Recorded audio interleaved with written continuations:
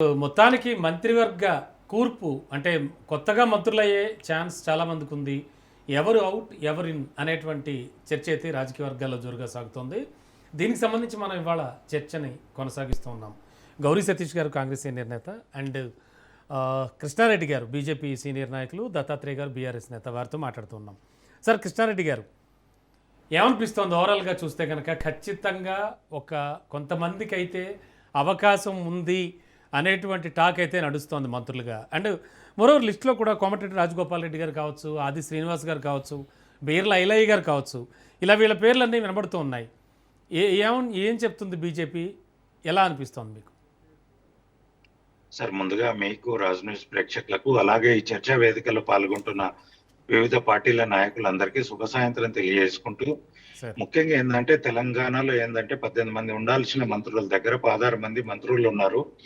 ఇంకా 2 కావలసిన ఉండంగా కూడా ముఖ్యమంత్రి ప్రభుత్వం మీద పట్టు సాధించట్లేదు, అలాగే పాలన మీద పట్టు సాధించట్లేదు, అలాగే ఏదైతే మంత్రుల మీద అసలు ఆధిపత్యమే లేదు. ఎక్కడన్నా ముఖ్యమంత్రి వెళ్తే ముఖ్యమంత్రులతో పాటు ఒక 4-5 అన్న మంత్రులు వెళ్తారు, దానికి సంబంధించిన కొన్ని డిస్కషన్స్ ఉన్నా మాట్లాడుతుంటారు. కానీ ఈ యొక్క ముఖ్యమంత్రికి ఎవరు కూడా కనబడట్లేదు.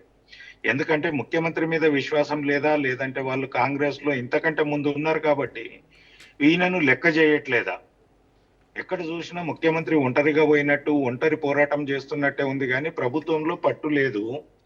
ఈ యొక్క 5 రాష్ట్రాల ఎన్నికల తర్వాత తెలంగాణలో చాలా క్యాబినెట్ విస్తరణే కాదు, సీఎం పదవికి కూడా ఎసరు వస్తుంది అనేది కూడా కొన్ని అనధికార సమాచారాలు బయటకు వస్తున్నాయి.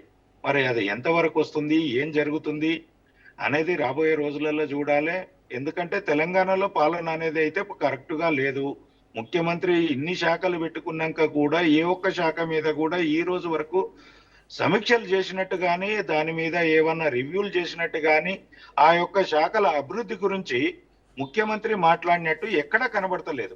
ఎందుకంటే ఒక అధికారం ఉంటే చాలు, ఒక ముఖ్యమంత్రి నాకు కొన్ని శాఖలు ఉండాలి, ఢిల్లీకి మూటలు మొయ్యాలంటే ఆ శాఖలు నా దగ్గర ఉండాలి, బెదిరించుకొని డబ్బులు వసూలు చేయాలి, హైడ్రా పేరు మీదనో ఇంకే ఏ ఇతరతర దాని మీద బెదిరించుకోవాలి, ఢిల్లీకి మూటలు పోవాలనే అంశంలోనే ఉన్నారు తప్ప తెలంగాణ సమాజం గురించి ఏం మాట్లాడుతున్నట్టు లేదు.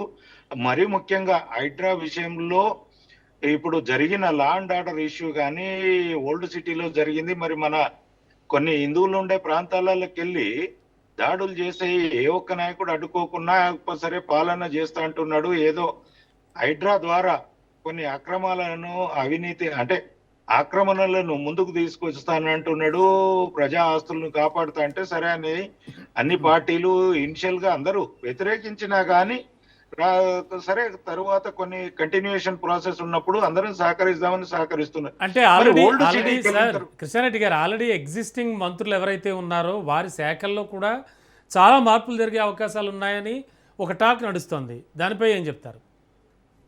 సార్, అదే విషయం ఇప్పుడు జరగాల్సినది. ఇప్పుడు బయటకి చర్చ రావడానికే ముఖ్య కారణం ఏంటంటే ముఖ్యమంత్రికి వాళ్ళ మీద పట్టు లేదు. ముఖ్యమంత్రి ఇప్పటికీ కూడా పాలన మీద ముఖ్యమంత్రి ముద్ర పడట్లేదు.